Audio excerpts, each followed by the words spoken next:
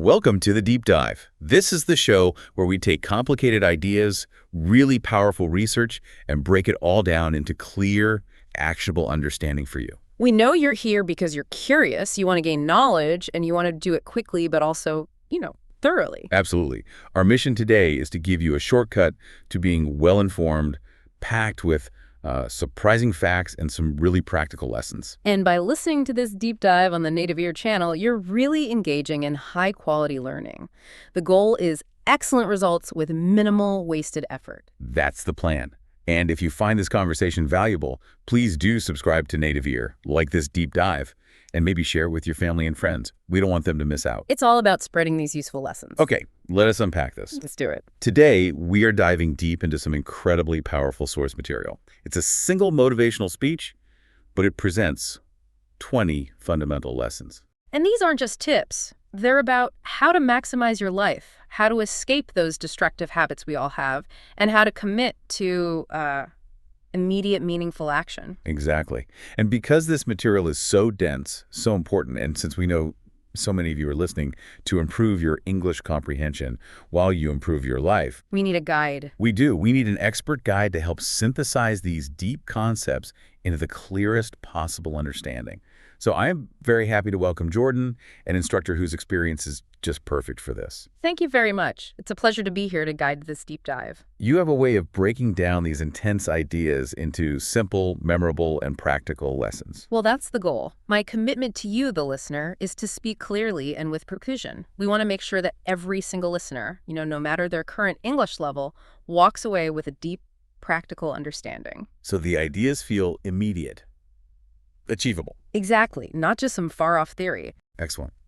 So by the end of this deep dive, you are going to achieve 4 main things. First, you'll understand in a really profound way why managing your time is literally a matter of life and death. And how to stop that insidious power of procrastination. Yes. Second, you'll get the mental techniques to stop blaming external forces and take full, empowering responsibility for your own world. That's a huge one. It is. Third, you'll gain deep insight into how to break out of that sneaky, comfortable, but ultimately dangerous comfort zone. And embrace action, meaningful action. And finally, you will discover the concrete steps you need to build solid self-belief and reject all those destructive social comparisons. It's a full toolkit. It really is. Yeah. But before we jump into lesson 1, let's start with a really powerful opening question from the source material. It sets the whole tone. It's a challenging one. It is. Once you ask yourself, right now you're listening, are you really living your life or are you just existing? That question really is a challenge, isn't it, to your current reality? If the answer is, I am just existing, well, that means you are passively letting the one resource you can never replace just disappear. Time. And that passive loss is the focus of this first set of lessons. Absolutely. We're starting with the foundation, the thing that all success and all failure is built on: time. This first segment covers that intense urgency. We're analyzing lessons 1, 4, 13, and 15. All about the absolute necessity of immediate, urgent action, because time, as the source hammers home, is finite. It runs out. So, lesson 1. It hits us right away with the brutal, but I think necessary core truth. The argument is that time isn't something you just kill. No, time is actively killing you. And that single change in perspective, Yeah. it just fundamentally alters everything, doesn't it? It forces a realization. When people say, I'm just killing time, they're treating it like a burden, something boring they have to get through. Right, something to defeat. But the source material corrects that. It says time is not external to you. It is the fabric of your life force. So wasting time it's the same as destroying yourself piece by piece. And this is supported by these very specific, common, everyday behaviors. Yeah. The source calls out these subtle time wasters. Like saying, oh, I'll do it tomorrow. Exactly. Or the endless social media scrolling. The Instagram example is highlighted specifically. Those little checks, they add up to hours every week. And hitting the snooze button, it seems so harmless, but it's a choice. They're all small individual actions, but their accumulation leads to this permanent, large-scale damage to your life's plan. You have to internalize it. Your time is your life. You are literally burning away the years you have through these small acts of passive surrender. And the source highlights the feeling of this slow destruction. When you're in that cycle of procrastination, Life can feel like it's dragging, moving slowly. Because you aren't experiencing any real challenge or growth. But the reality, the biological truth, is that seconds are slipping away. You're getting older. Your energy is decreasing. And your dreams are just waiting. They're waiting for you to begin. This is a critical point. The material demands immediate honesty. It asks you, what did you actually achieve yesterday? What are you concretely planning to do tomorrow? And if the honest answer is nothing meaningful, just the same old habits, then that feeling of dissatisfaction, it's harsh, but it's earned. The world doesn't respond to excuses. Only to results. So if the problem is that profound, the solution has to be just as powerful. What's the immediate actionable solution from lesson 1? It starts with a mindset shift. You have to start valuing your hours like they're gold, the most precious thing you own. And this isn't abstract. It demands structured action. Exactly. First, physically write down a daily plan, a list that's ruthlessly focused on 1 or 2 things that actually push your life forward. And second, the source suggests cutting a minimum of 1 hour of social media every day. And you use that saved hour strictly to read, to learn, to study English, to grow. so if you respect time, it becomes your friend. Your loyal friend. But if you waste it, it inevitably becomes your biggest enemy. Okay, here's where the analysis gets, for me, really interesting. We go from just wasting hours to actively lying to ourselves. Ah, yes. Lesson 4. Lesson 4 takes aim at the primary tool of personal destruction. The phrase, I will do it later. The source calls it the biggest lie you tell yourself. And the analysis here is so insightful. It dissects the psychology behind it. Procrastination, that phrase, I'll do it later, it's not just about postponing a task. It's more than that. It's the voice of immediate comfort. It's masks laziness. It's deep-rooted fear. The source says that when you keep saying later, what you often subconsciously mean is, I don't want to do this at all. So it's a quiet, slow, and permanent way to destroy your own potential. Without ever facing the discomfort of actually starting. And the source reminds us of the ultimate price for this delay. Regret. Regret. It says it's the worst pain in the world, far worse than the pain of failure. Much worse. That moment when you finally realize that time was never your slave, that it waited for no one, that's what hurts permanently. Let's talk about the specific example they give. The person who wanted to start a YouTube channel 2 years ago. Right. But they always said later.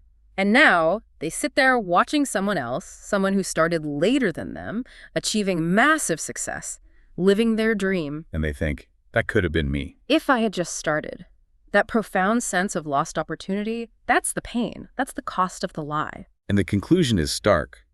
Later becomes never. The person who succeeds bypasses that trap. They say, now. Right this second. That fear of regret is a huge motivator. So what's the immediate practical advice to combat this lie? You have to force action. Break the cycle of thought paralysis. The source suggests setting a short timer. Maybe just for 10 minutes. For anything. Anything. Studying vocabulary, writing a plan, sending that difficult email. Start it now, in that 10-minute window. The goal is to stop overthinking. Stop trying to find the perfect start. Exactly. The key principle is this. One imperfect action taken now is always, without exception, better than 100 perfect plans for later. You don't need to be perfect to begin. You just need to begin. This focus on the present moment leads us right into lesson 15, which challenges that core assumption that drives delay. Waiting for the perfect time. The perfect moment. We all fall into this trap, don't we? Absolutely. We think, I'll wait until I feel more motivated, or until I have more money, or until my life is less messy. We assume there's some mythical day coming when the stars will align and everything will be easy. But the source material is so clear on this. Life is always messy. It will never be convenient or easy or perfect. Your brain is a master at creating reasons to delay. Because action takes energy.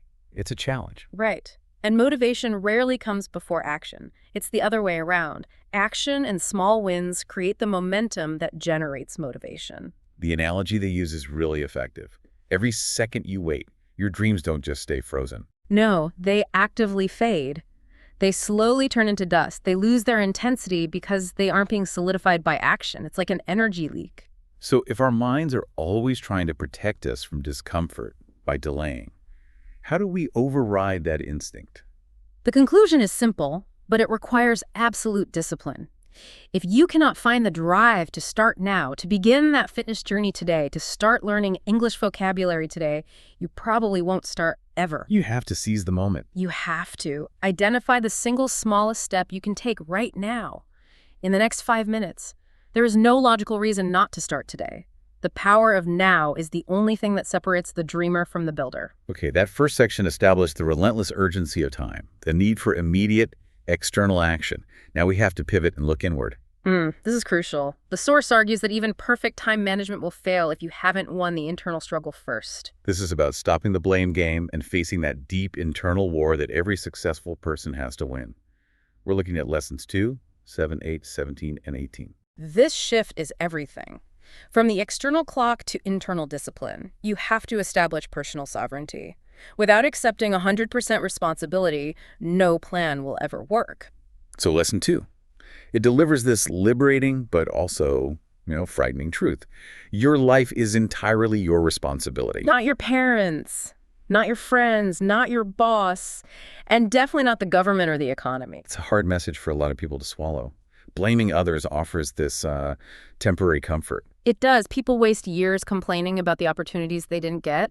The source gives a whole catalog of these energy-draining excuses. I didn't go to a good school. My family doesn't support me. I don't have enough money. I don't have the time. I don't have the talent.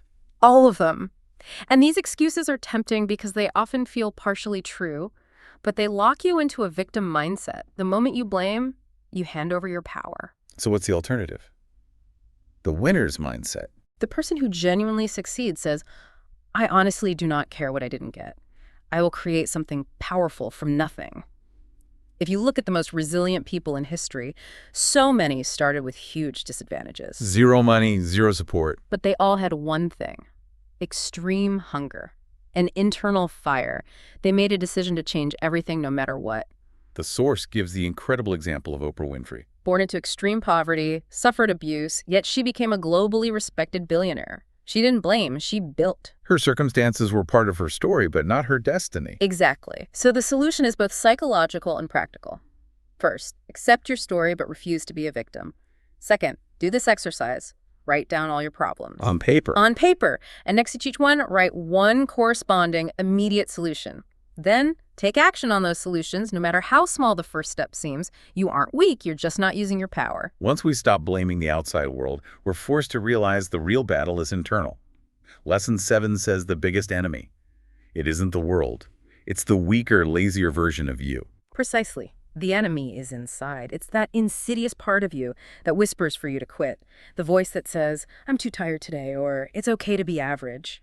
That comfort-seeking, weak version of the self is the adversary. The one you have to confront and defeat daily. The source uses that great analogy of the battle of the wolves. It's a powerful one. On one side, you have the lazy, negative wolf, full of doubt, self-pity, excuses. And on the other, The strong, confident, hungry wolf, ready to build the future. And the core truth of that analogy is that the wolf that wins is the one you feed. so every morning is a choice. A non-negotiable choice. Will you scroll for 3 hours, feeding the distraction wolf? Or will you read 10 pages of a challenging book and feed the hungry wolf of ambition? Sleep late or start building. That's the choice, and no one can make it but you. So beyond just being aware of it, what are the strategies for actively feeding the right wolf? You have to actively kill lazy habits. And the source says to make your progress visible, track your choices, write it down. Every time you choose growth over comfort, Every single time. Write it down and celebrate that small victory. Acknowledge the win, slowly, systematically. Through these small, documented wins, your identity changes. You shift from being a passive person to an active builder. this isn't a game. It's an internal war for who you become. Absolutely. Speaking of that internal war, Lesson 8 zeroes in on the most essential weapon, willpower. And it gives a critical warning. Yes. If your willpower is not trained, your temporary, unreliable feelings will control your life. And the source calls feelings liars. That's a powerful statement. It is. Feelings are designed by our primitive brain to guide us toward comfort now, not what is beneficial later. You might not feel like waking up early or doing a hard workout. Or study a new English grammar rule. Exactly. If you follow those feelings, you've handed your future over to your temporary emotional state. The source gives a great, concise definition of willpower. It's the ability to do the right thing, the necessary thing, even when you absolutely do not feel like doing it. It's that moment when your comfortable body says no, but your trained will overrides it with a decisive yes. The underlying truth is that successful people aren't always motivated. Not at all. They are disciplined. They show up and execute the plan even when they're exhausted or heartbroken or broke. Why can they do that? Because they've trained their willpower. And this is the key insight. Willpower is not a fixed trait. It's like a muscle. The more you train it, the stronger it gets. Let's use the specific example from the source. Trying to stop using your phone after, say, 10 p.m. At first, you'll fail. You'll open the phone, you'll scroll. But if you persist, if you keep trying every night, maybe by turning the phone off or putting it in another room, you build that control. So the practical solution is to start small. Extremely small. Choose one thing you don't want to do today and do it anyway. And the source encourages positive self-talk, like, I do not break promises to myself. That is the internal dialogue of leader. As we win that internal battle, we have to confront external pressures. Lesson 17 describes expectations from others as a kind of psychological prison. And this is where we get Nick's story. Which is depressingly common. It is. He's successful, but he secretly hates his routine. He feels trapped. And the root cause is, it's what my family expects of me. Society expects me to be safe and predictable. These external expectations, when they go unchallenged, they slowly kill your individual spirit. Society tries to put you in a box and says, stay here, don't dream too big. But the source urges us to resist. Their expectations are not your destiny. If you live just to make others happy, you'll end up smiling in public and crying alone, a prisoner in your own body. So the chains of expectation have to be broken. Decisively. This means you have to stop living for the approval of others and start living for you. It might mean disappointing people sometimes or walking a lonely path for a while, but it's necessary for your spirit to breathe. And once you break free, you have to deal with the pain that comes from being authentic. Which brings us to lesson 18. Your pain is your power. Everyone experiences pain. Betrayal, failure, rejection.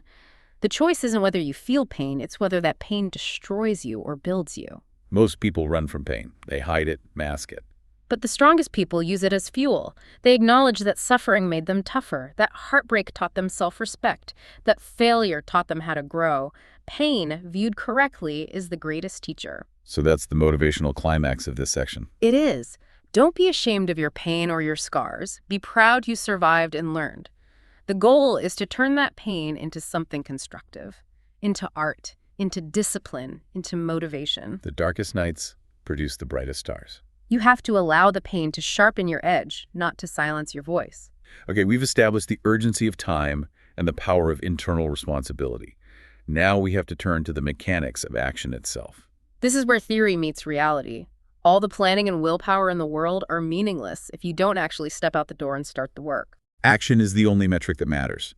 This section is about leaving the passive thinking state and embracing the active building mindset. We're covering lessons 3, 5, 12, and 19. Let's get into it. Lesson 3 gives us a very harsh but necessary warning. Your comfort zone is not a safe haven. It's a trap.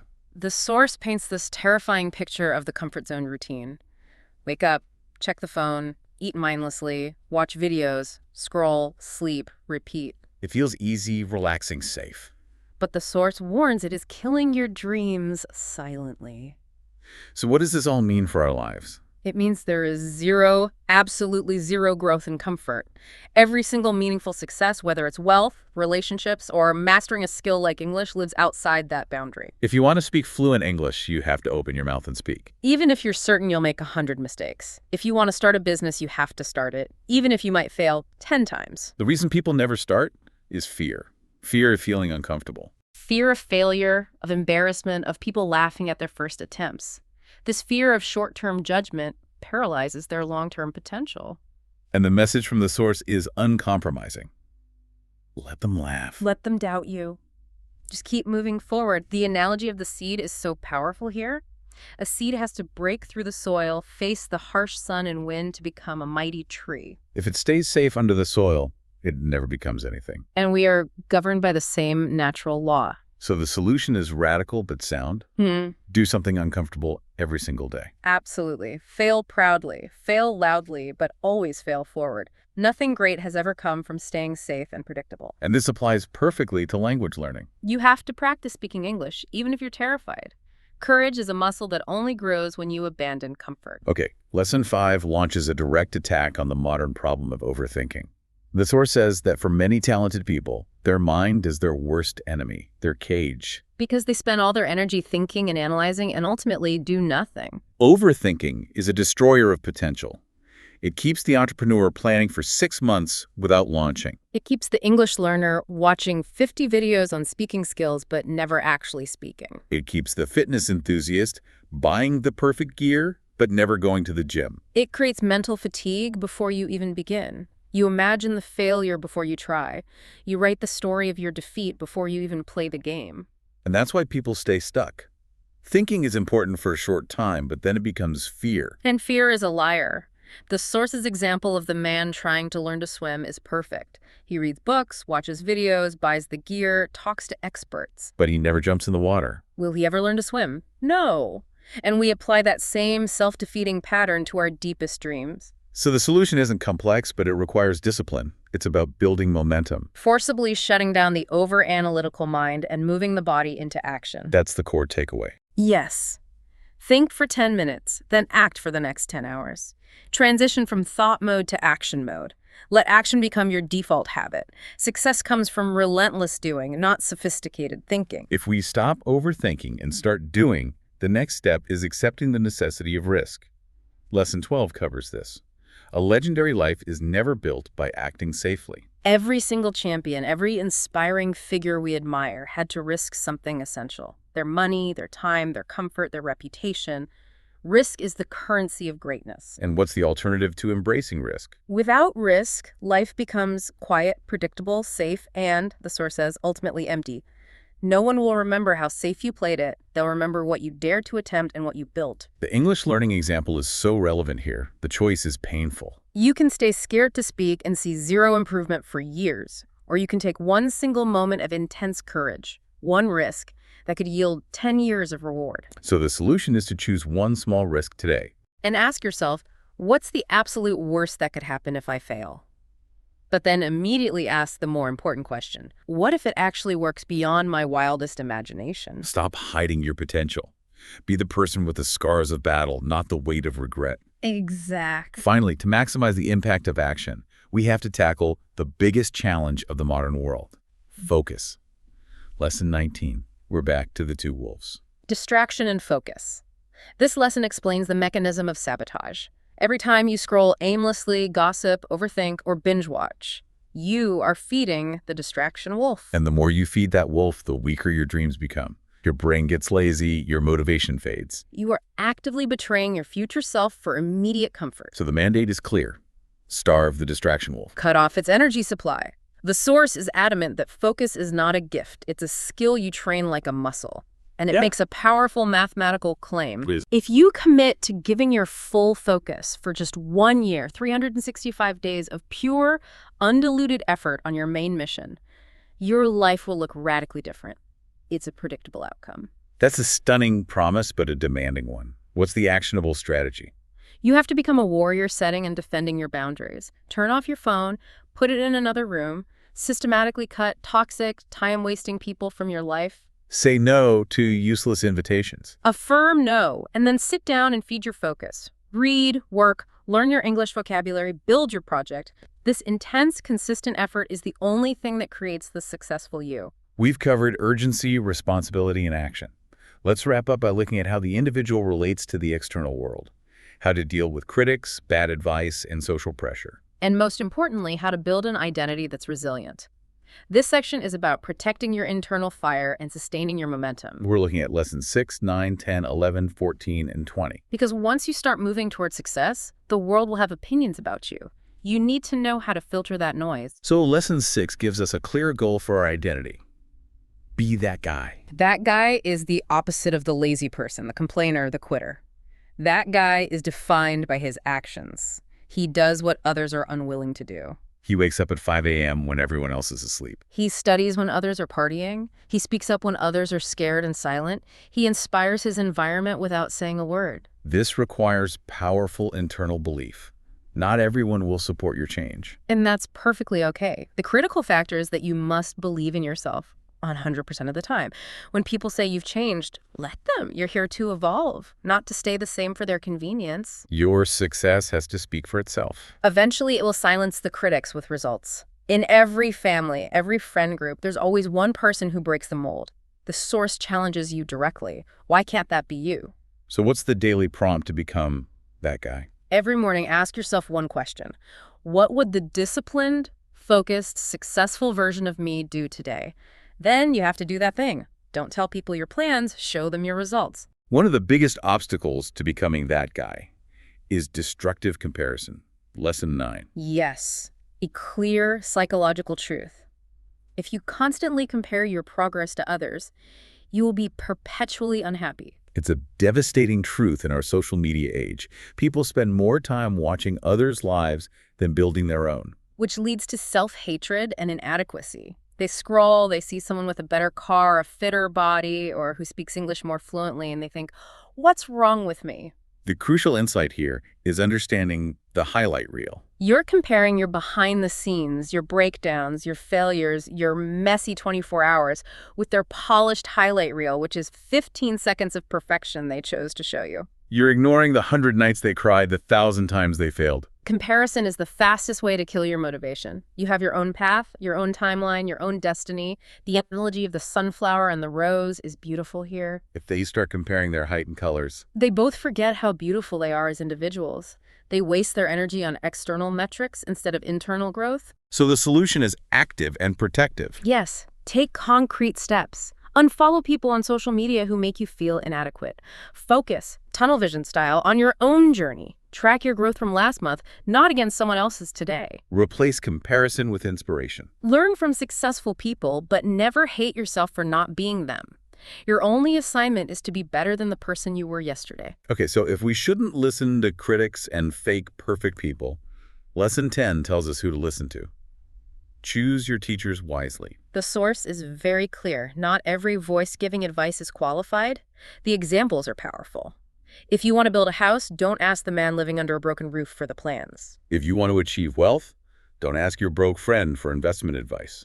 If you want to speak fluent English, don't ask the person who's too scared to even try. The digital world is full of noise, words with no experience behind them. Opinions that cost the speaker nothing.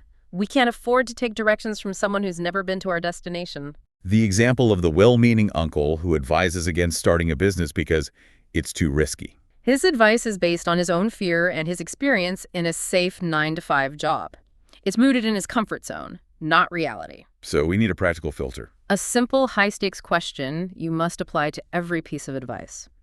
Has this person demonstrably achieved the specific result that I wanted to achieve?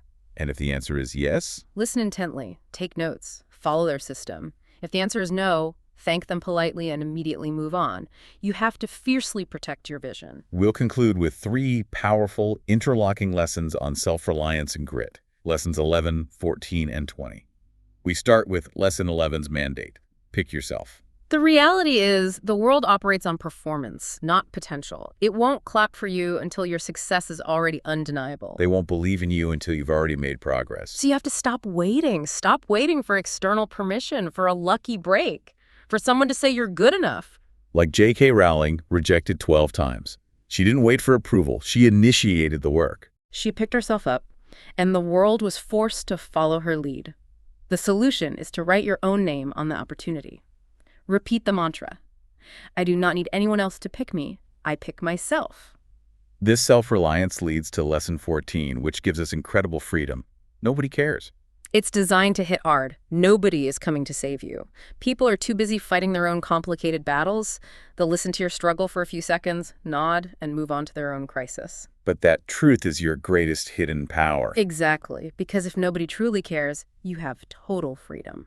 You're free to fail publicly, to look stupid trying, to fall down and get back up. All without the fear of needing external approval. You only need your own internal validation. Use that initial pain of indifference and convert it into pure, focused purpose. Build your life as if nobody is watching, because they're not. This all culminates in Lesson 20, the ultimate challenge. Life owes you nothing, so fight for everything. The world doesn't reward your talent or your kind heart. It only rewards your consistent, measurable performance. You might have ambitious dreams, but if you're not physically working, showing up, and proving your worth, life will ignore you. We have to replace crying for help with fighting like hell.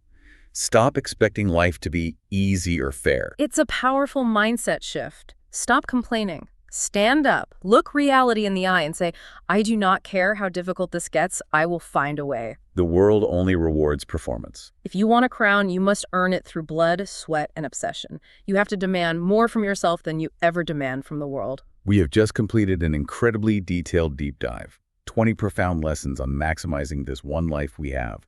We covered the limited nature of time, the urgency of acting now. We talked about internal discipline, training our willpower, escaping the comfort zone. And making that crucial internal demand for greatness while ignoring the external noise. My final word to you is one of profound encouragement. To reinforce the idea of your own resilience, your untapped potential. Maybe you're listening right now and your world feels heavy. Your bank account is low, your mind is tired, your relationships are a struggle. You're in survival mode thinking, when will things get better for me? What would you say to that person? I want to tell you directly. You possess the power to make things better. There is always a light at the end of the darkest tunnel. It might be long and painful, but you cannot stop walking forward. You're not finished. You are not finished or defeated.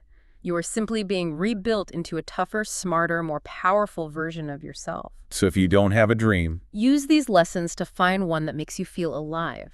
Protect that dream, chase it with every ounce of your energy, and build it with knowledge, discipline, and obsession. the source material ends with one final potent push. Oh. You may think you are weak right now, but you are not.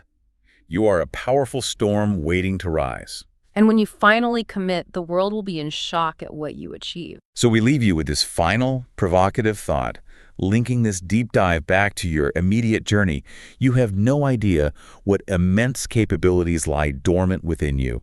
It is time to stop passively asking, when will things get better? And to start declaring, I will make them better, starting now. This very moment. What is the one small, uncomfortable thing rooted in these 20 lessons that you will commit to doing in the next 5 minutes? Go and execute that action. Thank you for joining us. Thank you for joining us for the deep dive on the Native Ear channel. We hope you'll subscribe and share this with others who need to hear this message. We will see you next time.